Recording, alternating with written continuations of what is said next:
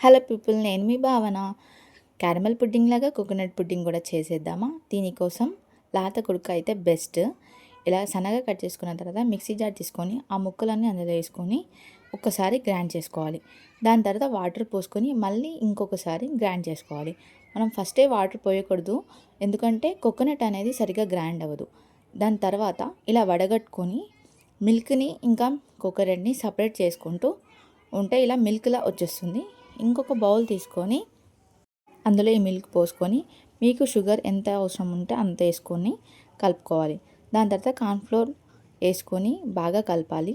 Cornflour అనేది లుండలుండలుగా ఉండకూడదు, చాలా స్మూత్గా సాఫ్ట్గా వస్తుంది. అప్పుడే స్టవ్ ఆన్ చేసుకొని ఇప్పుడు మనం కలుపుకున్న బౌల్ స్టవ్ పైన పెట్టుకొని బాగా కలపాలి.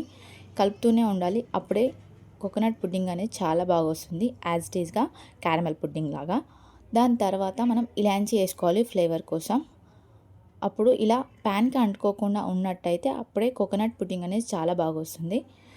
ఒక బౌల్ తీసుకొని ఆ బౌల్కి నెయ్యి రాసుకొని ఈ కోకోనట్ పుడ్డింగ్ అనేది అందులో వేసేసుకున్న తర్వాత ఈక్వల్గా స్ప్రెడ్ చేసుకోవాలి. ఇలా మనం 2 హ్యాండ్స్తో ఇలా కిందికి ట్యాప్ చేసినట్టయితే ఈక్వల్గా వస్తుంది. 2 to 3 అవర్స్ ఫ్రిడ్జ్లో పెట్టుకున్న తర్వాత ఇలా రివర్స్ ప్రాసెస్లో ట్యాప్ చేసుకోవాలి. అప్పుడే కోకోనట్ పుడ్డింగ్ అనేది చాలా బాగా వస్తుంది. నేను పైన హనీతో డెకరేట్ చేసుకున్నాను, కొంచెం బాదం వేసుకొని రోజ్ పెటల్స్తో డెకరేట్ చేసుకున్నాను. టేస్ట్ అయితే చాలా బాగుంది. మీరు కూడా ఒకసారి ట్రై చేసి కామెంట్ చేయండి.